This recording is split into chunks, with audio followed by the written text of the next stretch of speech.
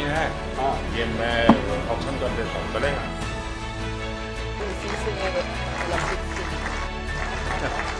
ये मैं इसको ऑक्शन कर सकता हूँ। मैं पहली बार इसको हाथ लगा रहा हूँ जीवन में।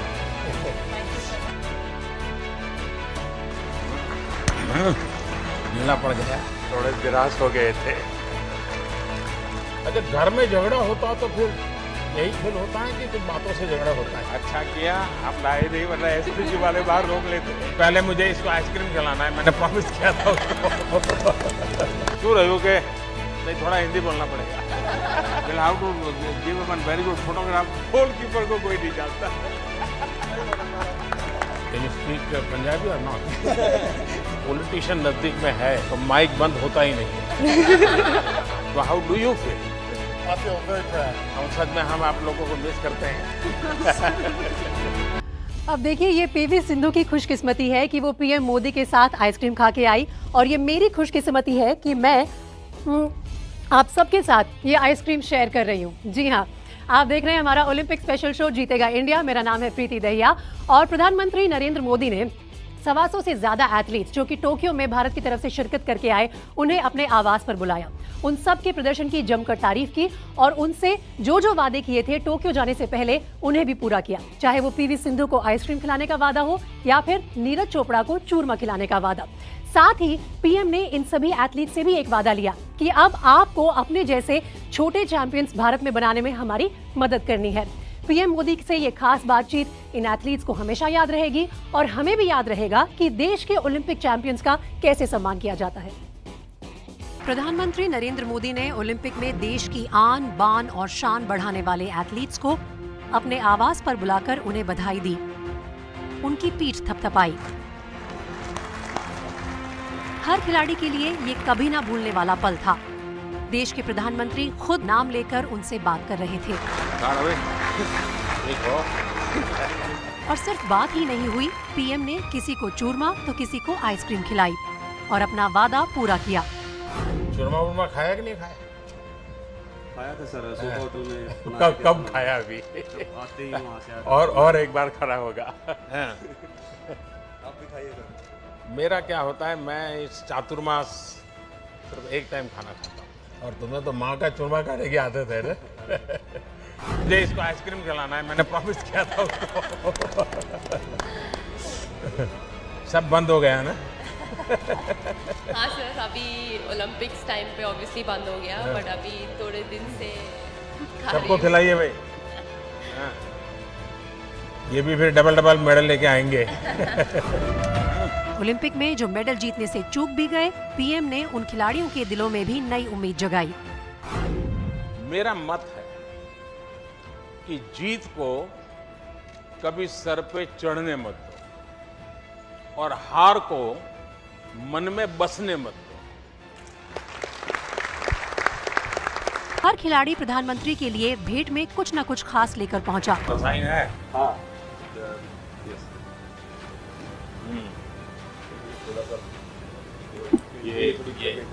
ये मैं ऑक्शन कर देता हूँ, चलेगा? गोल्डन बॉय नीरज भाला लेकर पहुंचे थे, तो लवलीना पीएम के लिए बॉक्सिंग ग्लव्स लेकर आई।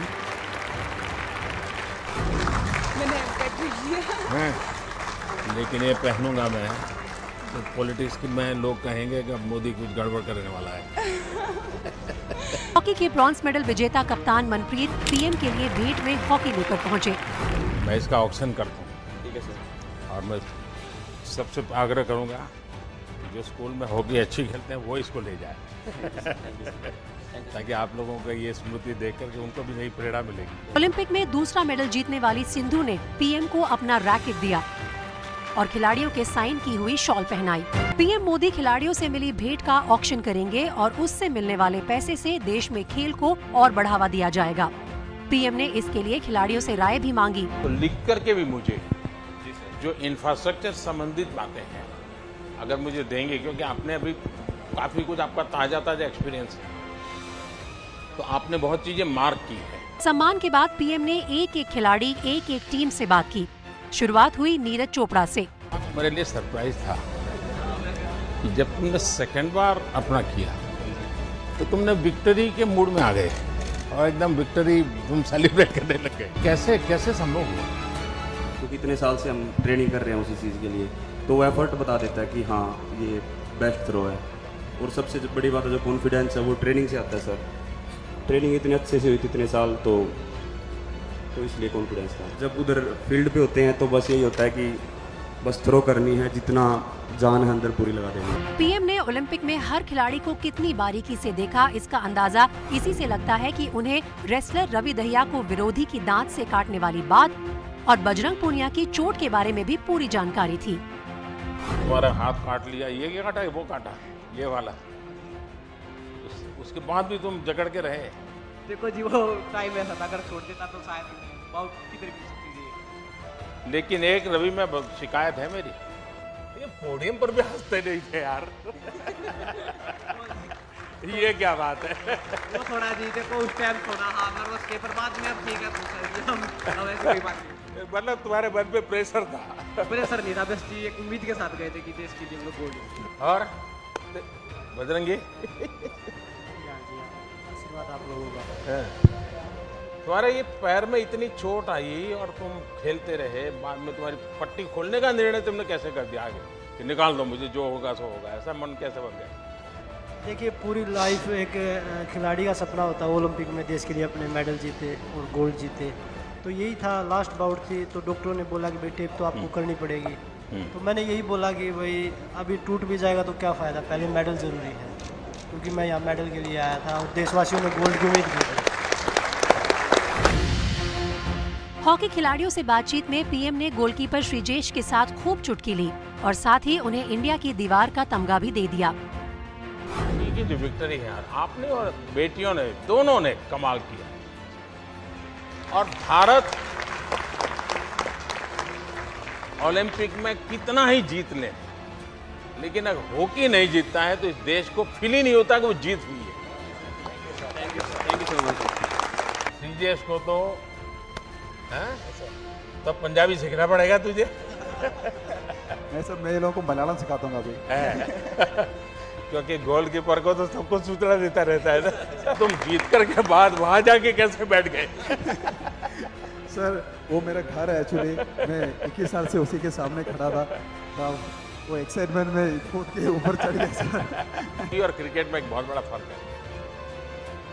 क्रिकेट में जो विकेट कीपर होता है, बैटिंग किसी की भी हो, बॉलिंग किसी की भी हो, वो 24 घंटे कैमरा के सामने होता है, लोग उसको पहचानते हैं। और हॉकी ऐसी है, खेल जीतने के बाद भी गोलकीपर को कोई नहीं जानता। और ये एक साधना है जी, खुद को भी, वरना मन करता है यार मैं भी तो वहां दौड़ूं, कैमरा मेरे पीछे दौड़ेगा। लेकिन यहाँ रहना, और आपने तो बड़ी दीवार के रूप में, एक वॉल के रूप में प्रतिष्ठा पाई है। मेरी तरफ से पूरी टीम को बहुत बधाई, और हर एक ने बहुत अच्छा कमाल किया। पीएम ने बॉक्सर लवलीना की बीमार मां का हाल जाना तो मीराबाई के संस्कारों की मिसाल दी। कि माता जी का स्वास्थ्य कैसा है? उनकी किडनी बदलनी पड़ी? हाँ अभी ठीक है, लेकिन अभी तक मिली नहीं हूँ। अच्छा, तुम आसाम होके? एक दिन के लिए गई थी, तो मिलना नहीं हुआ।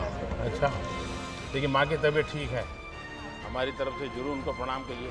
हाँ, तुम्हारी दोनों बहनें भी खेलती है ना? हाँ सर, वो लोग अभी एक बीएसएफ और एक से आए। अच्छा, घर में झगड़ा होता तो फिर यही खेल होता है कि कुछ बातों से झगड़ा होता है? नहीं सर, बचपन में बहुत झगड़ा होता था। उसी के कारण हो गया है। जब तुमने अपने ड्राइवरों को बुला करके उनका सम्मान किया, ये मैं सच बताता हूँ, मेडल से गर्व होना और ये नम्रता और उनको याद करना, ये तो कोई बड़े संस्कारों के कारण संभव होता है। शूटिंग टीम को अफसोस था कि वो पीएम के लिए कुछ लेकर नहीं आ पाए, तो पीएम ने क्या कहा सुनिए। शूटिंग टीम की तरफ से मैं एक चीज़ बताना चाहती हूँ कि आपको काफ़ी खिलाड़ियों ने कुछ गिफ्ट किया है, बट वी आर सॉरी, हम आपको वेपन गिफ्ट नहीं कर सकते यहाँ पे, लेकिन हम चाहेंगे कि आप कभी रेंज पे और हमारे वेपन हमारे साथ चले। अच्छा किया आप लाए नहीं, वरना एसपीजी वाले बाहर रोक लेते हैं। जी सर। एसपीजी वाले देखते ही डरते। तीरंदाज दीपिका कुमारी का माइक खराब हुआ तो पीएम ने उनके लिए माइक थाम लिया। Thank you sir. सो ये तीसरा ओलंपिक था मेरा और सॉरी मैंने डिसअपॉइंटेड किया। अरे क्या सॉरी। सर उम्मीद नहीं छोड़ी है और कॉन्फिडेंस अभी भी बाकी है। खिलाड़ी कभी उम्मीद नहीं छोड़ता है, और उम्मीद छोड़े तो वो खिलाड़ी नहीं होता है। सर कॉन्फिडेंट है एंड और आगे मेहनत करेंगे बहुत। फिर से आम तोड़ना शुरू करो। भवानी देवी पीएम के लिए तोहफे में तलवार लेकर पहुंची तो महिला हॉकी टीम हॉकी। दोनों की तारीफ में पीएम ने कहा कि आप देश की बेटियों के लिए प्रेरणा हो। देश को इसका ज्यादा परिचय भी नहीं है, और मैं मानता हूँ कि अब देश के बच्चे बच्चियाँ इस पर आकर्षित हो जाएंगे, क्योंकि इसमें एक जरा वीरता का भी भाव आता है ना। नेक्स्ट ओलंपिक में मैं मेडल लाके वह पक्का ले आओगी, पक्का ले आओगी। जब आपकी सपनों को थोड़ी जब खरोच आ गई, सपना टूटा नहीं है, तो फिर इन सबको इमोशनल ब्रेकडाउन था। मैं देख रहा था कि कैसे सबको संभालना, क्योंकि आपके कोच भी इमोशनल हो गए थे। हमारे अंदर बहुत दुख था कि हम बहुत मेडल के क्लोज जाके वापस आए, बट आपने इनकरेज किया कि आप लोगों ने दिल का मतलब देश का दिल जीता है, तो उस चीज़ ने हमें अच्छा लगा कि प्राइम मिनिस्टर ने मतलब हमें इनकरेज किया फ़ोन कर। देश में अब एक बराबर बुखार आने वाला है। अब क्रिकेट से लोग या तो फुटबॉल में जाएंगे या हॉकी में जाएंगे। ये आपने इतना तो कर दिया है। पीएम ने भविष्य के लिए खिलाड़ियों को शुभकामनाएं दी और साथ ही देश के स्कूलों में खेल को बढ़ावा देने के लिए सभी खिलाड़ियों से आगे आने का वादा लिया। मैं कुछ मांगना चाहता हूँ आज आपसे। एक एक खिलाड़ी, यानी ऐसा नहीं पूरी हॉकी की टीम, ऐसा नहीं, हॉकी का सब खिलाड़ी, क्या कम से कम आपको जहां पसंद हो 75 स्कूल्स में आप विजिट कर सकते हैं। यानी एक एक प्लेयर स्कूल वाले बुलाएं तो अच्छी बात है, वरना आप खुद स्कूल वालों को कहिए कि मैं आपके बच्चों के साथ 1 घंटा मैं बिताना चाहता हूं, तो करेंगे। चलिए बहुत बहुत धन्यवाद। पीएम मोदी से मिलने के बाद सारे ही खिलाड़ी काफी उत्साहित थे। उन्होंने जाकर अपने ट्विटर हैंडल पर इसके बारे में भी लिखा। रवि दहिया ने कहा कि पीएम मोदी सर से मिलना एक बड़े सम्मान और सौभाग्य की बात थी। उन्होंने और उनकी सरकार ने अपनी दूरदृष्टि, नेतृत्व और समर्थन से भारत में खेलों में क्रांति ला दी है।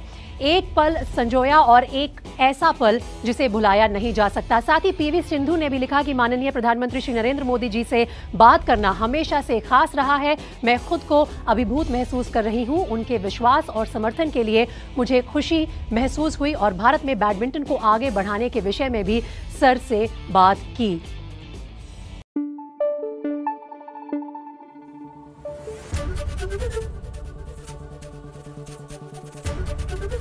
एबीपी न्यूज आपको रखे आगे।